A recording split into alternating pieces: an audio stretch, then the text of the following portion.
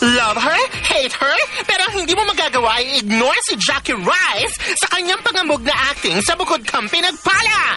Ginagawa mo dito, Janet? Ilabas mo ang anak ko! Hanggang online, sentro siya ng balitaktakan. Mahusay. Wala! Okay naman, magaling nga eh. She's really good. Ang OA, so... Bagay sa kanya kontrabida. Ang galing ni Jackie. Kaya niyang patawanin ng viewers at paiyakin. Super nakakatala. Leveling ang exposure ni Jackie sa Bukod Kang Pinagpala na di lang acting, aba, pati itsura at wigalo pinagdedebatihan, causing a commotion. Proof na sikat siya talaga. Maganda. Medyo ang taray talaga ni Janet. Magaling. Kaso, hindi pa kayo yung hair niya. Her wig has to go. Kamukha talaga ni Jackie Rice, si Demi Lovato. Crush ko.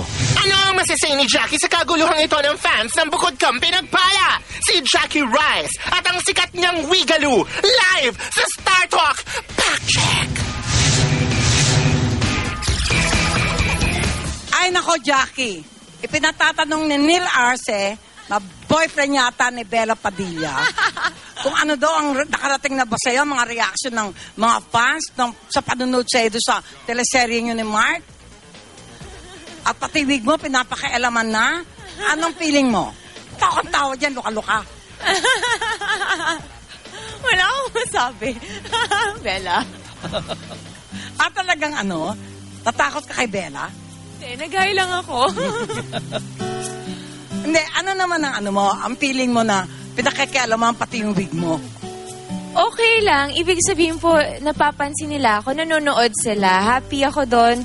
Maganda or bad comments. Happy ako. Basta at least, diba, napansin. Yun ang importante. Kasi bihira yung napapansin ka. Minsan kahit wala kang linya, pero napapansin ka. Maganda yung ganon, ibig sabihin. At hindi ka manawagan. Bako napapangitan sila sa wig mo, baka sakaling gusto nila mag-donate ang maganda, manawagan ka na, no?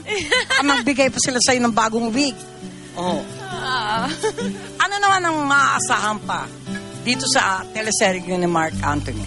Marami. Sobrang sa role ko, maraming abangan nila yung transition, makukulong ba ako, babait ba ako, paano yung anak ko, yung character ni Ophelia, paano rin, kasi siya yung nagpalaki, paano yung character ni Bessie, na siya yung asawa niya, yung may anak doon, si Leandro. Wala ka pang anak sa tunay na buhay, pero napuputray mong maganda yung di ba? Role ng isang ina. Salamat Sino po. nagturo sa'yo nun? Nanay ko, syempre. Siya naman yung parang kung gusto ko magkaanak, yun yung ginagawa ko. Like, yun sa mama ko, pinalaki niya ako na maayos. So, yun yung, kung ano yung nakita ko sa magulang ko. Imbitahan mo na sila bago mo ako tulungan magpasalamat sa isang tambakong supot. Sige, imbitahan mo na Ayan, sila. sana po manood kayo. Bukod Kang Pinagpala. Monday to Friday po yan. After Unforgettable, 3:30 p.m. po. Huwag niyong kakalimutan. Salamat po sa mga nanonood. Manood pa kayo ng manood, ha?